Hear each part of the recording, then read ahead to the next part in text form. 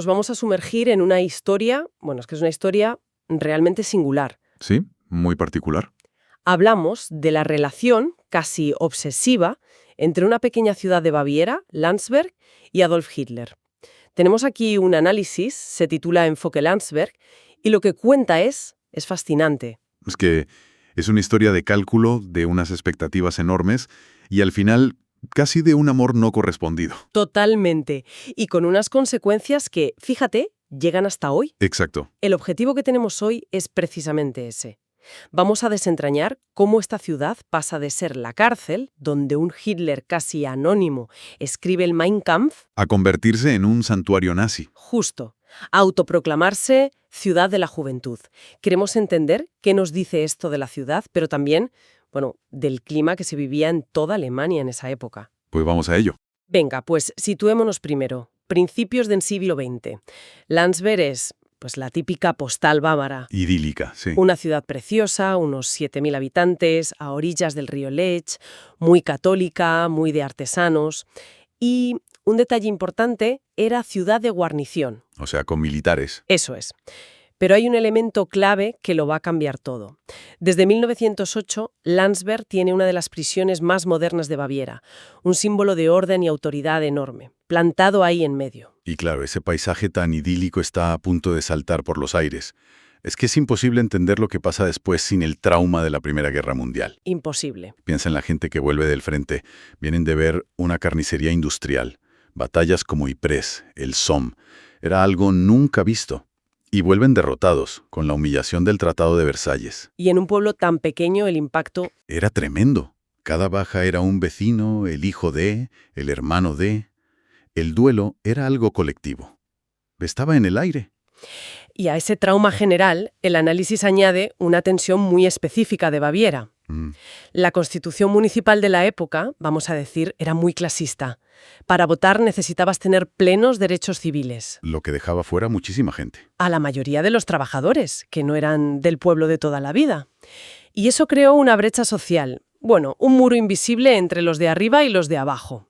El terreno estaba abonado para que pasara algo. Y lo que pasa es una revolución. Oh. Diga, bueno, algo parecido. Eso es. Noviembre de 1918. Kurt Eisner proclama la República en Múnich. La noticia, claro, llega a Landsberg al día siguiente y se forma un consejo de obreros y soldados. Pero no como en Múnich. Para nada. Lejos de todo ese caos, la revolución en Landsberg es tranquila, muy tranquila. De hecho, el que sale al balcón a hablar con la gente no es un líder revolucionario. ¿Quién es? El propio alcalde. ¿Te imaginas la escena? Básicamente, su objetivo era que la cosa no se desmadrara. Qué curioso. Y sin embargo, el pánico a los rojos de Múnich sí que era real. Ah, sí, eso sí. Aunque en Landsberg no hubiera un peligro real, ese miedo fue el motor que lo movió todo. Y con ese miedo, pues empezaron a organizarse los Freikorps. Los cuerpos de voluntarios de ultraderecha. Exacto. Y otras milicias locales. El fantasma al final era más poderoso que la realidad. Y en este ambiente aparece un personaje que es casi de película. Se llama Felix Danner. El documento cuenta una anécdota increíble. Danner se entera de que va a pasar un tren por Landsberg destino Múnich. ¿Y qué llevaba? Pues llevaba, ojo, 2 vagones con 56 ametralladoras y 500.000 de cartuchos. Medio millón. Para el ejército rojo que se estaba montando en la capital. Danner y su gente lo interceptan, esconden las armas y, bueno, nunca se llegaron a usar. Pero el gesto le convierte en un héroe. Claro. Y ese acto, que parece una anécdota local, conecta directamente con la gran tragedia. Porque unos meses después, en febrero del 19, asesinan al primer ministro, a Kurt Eisner. En Múnich. En Múnich. El asesino era un simpatizante de la Sociedad Thule, este grupo antisemita, y lo condenan y lo mandan a la fortaleza de Landsberg. Con lo cual la prisión ya se convierte en un símbolo para ellos. Exacto. Para esos círculos era casi una medalla de honor. Y el asesinato, claro, incendia Múnich, se proclama la República Soviética de Baviera y la cosa se lía. Y ahí es cuando entran en juego los de Landsberg. El Freikorps de Landsberg, con unos 1000 hombres, marcha a la capital y participa en la represión brutal de la izquierda, en lo que se llamó la Operación Múnich. O sea que para cuando Hitler entra en escena... Landsberg ya no es una ciudad neutral, ya ha elegido bando. Y además ha luchado por él. Y justo en ese escenario, con la ultraderecha envalentonada, es cuando aterriza Hitler. Por el putsch fallido. Claro, el fracaso del putsch de la cervecería, en noviembre del 23, acaba encerrado en Landsberg. Y en ese momento no es el Führer, es un agitador político fracasado. Y es ahí, en esa celda, donde dicta el Mein Kampf. Hay que pensar en su estado mental. El análisis sugiere que se sentía, pues eso, un don nadie, humillado. Como cuando lo rechazaron en Viena, justo, la misma sensación. Y toda esa rabia, toda la frustración por la guerra, por su propio fracaso, la canaliza en un odio delirante. Y el blanco de ese odio son los judíos. Y Múnich era el caldo de cultivo perfecto. Perfecto. Estaba llena de emigrantes que huían de la Revolución Rusa. Era muy fácil fusionar el antisemitismo de siempre con el nuevo mito del judeo-bolchevismo. Y la conexión con Landsberg se cierra de una forma alucinante. Nos acordamos de Felix Danner, el de las ametralladoras. Sí, claro. Pues resulta que conoce a Hitler en Múnich en 1920 y, poco después, funda la primera sección local del partido nazi en Landsberg. O sea que... Que para cuando Hitler llega a la cárcel, la semilla del nazismo no es que estuviera plantada, es que ya estaba creciendo con fuerza. No llega a un territorio hostil, para nada. Llega a un sitio donde ya tiene admiradores. Totalmente. Y a partir de ahí, de su encarcelamiento, la ciudad empieza a construir el mito.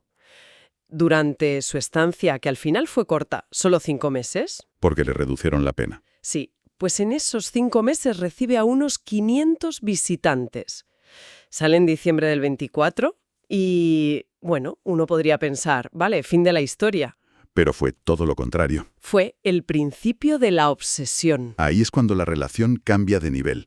Ya no es el prisionero, es el símbolo. Es que es una auténtica locura. Llegan las elecciones de marzo de 1933.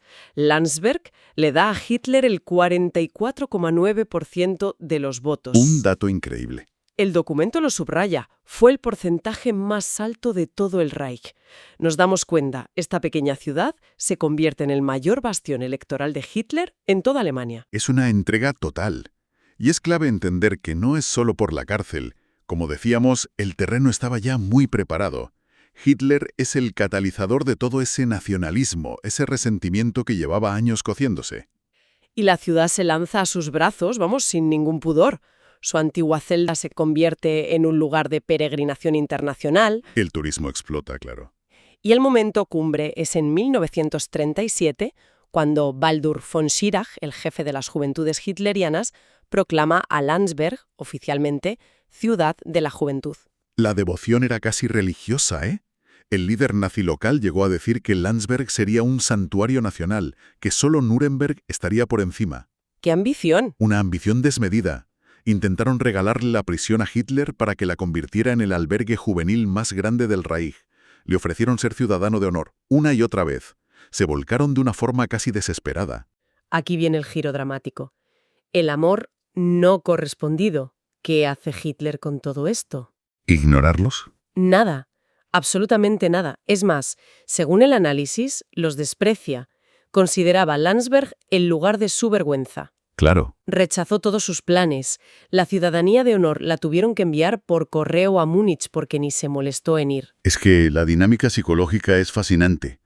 La ciudad se proyecta en él, ve una oportunidad de ser importante, pero para Hitler, Landsberg es el recordatorio constante de su mayor fracaso. De su humillación. De su época de debilidad. Y eso no tenía cabida en la narrativa del Führer infalible. Tenía que borrarlo. Y el documento cuenta una anécdota que es, bueno, es casi cómica. En el 37, Hitler hace una visita de incógnito con Leni Riefenstahl, la cineasta. Se sientan en un café, alguien lo reconoce, avisa al alcalde y el pobre hombre sale corriendo para darle la bienvenida. ¿Y cuando llega? Cuando llega, jadeando, a la plaza, Hitler se acaba de marchar. Se fue minutos antes. ¡Qué imagen tan potente! El alcalde de la ciudad de la juventud corriendo para recibir a su ídolo. ¿Y el ídolo que se le escapa por los pelos? Es el resumen perfecto. Al final, Landsberg tuvo que conformarse con ser el escenario de desfiles de las juventudes hitlerianas, su premio de consolación. Y así la guerra se acaba. Así llegamos al final. Abril de 1945. Llegan las tropas estadounidenses. Y de repente, Landsberg, la autoproclamada ciudad de Hitler, tiene que mirarse en el espejo. Y lo que ve, pues no es nada agradable. Y aquí la historia, que ya era rara, se vuelve directamente surrealista, porque los americanos, sin quererlo, refuerzan esa conexión macabra. ¿Qué hacen? Con la famosa prisión de Hitler. La convierten en la prisión para criminales de guerra número 1. Y allí encierran a muchos de los condenados de Nuremberg. La ironía es tremenda. Espera, que mejora. Al mismo tiempo, los antiguos barracones militares los convierten en un campamento de desplazados. Pero no uno cualquiera. A ver. Un campamento exclusivo para supervivientes judíos del Holocausto. De repente, tienes el cuadro completo. En la misma ciudad, casi puerta con puerta, los jerarcas nazis y sus víctimas. Si lo escribes en una novela, Te dicen que es demasiado forzado. es una yuxtaposición brutal. Cuesta imaginar el ambiente en las calles. ¿Y cómo reaccionó la gente de Landsberg a esto? Pues el documento nos da una pista muy clara. Enero de 1951. Unas 4.000 personas se manifiestan en la plaza ¿Para protestar por qué? contra la ejecución de varios criminales de guerra que iban a llevar a cabo los estadounidenses. Vaya. ¿Y cuál era el argumento? Oficialmente era un argumento legalista. La nueva Constitución alemana del 49 había abolido la pena de muerte y decían que ejecutar a esa gente traería más vergüenza sobre la ciudad. Pero había algo más. Claro, si lees entre líneas, la cosa es más compleja. Había un clima de simpatía hacia algunos de esos prisioneros. Parte de la población los veía casi como mártires. Una lealtad que perduraba incluso después de todo. Sí, es muy revelador. Al final, tras muchas presiones, incluso del Papa Pío XII y del presidente Truman, algunas sentencias se conmutaron, y el alto comisionado estadounidense John McCloy dejó una frase para la historia. ¿Cuál? Dijo: entonces, un manto de silencio se extendió sobre el complejo pasado reciente. Un manto de silencio. Y parece que ha sido un manto muy, muy largo, porque el análisis termina señalando que a día de hoy todavía no hay placas ni paneles informativos en la ciudad que expliquen este periodo. Nada. Solo ahora, casi 100 años después de que Hitler entrara en esa cárcel, el ayuntamiento ha empezado a crear una web para por fin abordar este capítulo. Un silencio de décadas. Entonces, si echamos la vista atrás, el viaje de Landsberg es increíble.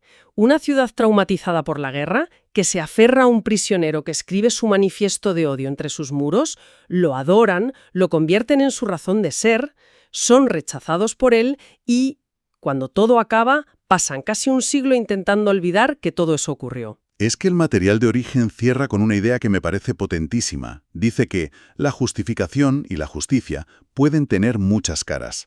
Y eso me lleva a una pregunta para la que, la verdad, no tengo respuesta. A ver, cuando la identidad de todo un pueblo está tan manchada por un pasado así, ¿cómo encuentras el equilibrio? ¿Cómo buscas la justicia para las víctimas sin sentir que estás destruyendo tu propia comunidad, tu propia historia? ¿Dónde está la línea entre hacer las paces con el pasado y simplemente elegir la comodidad del olvido?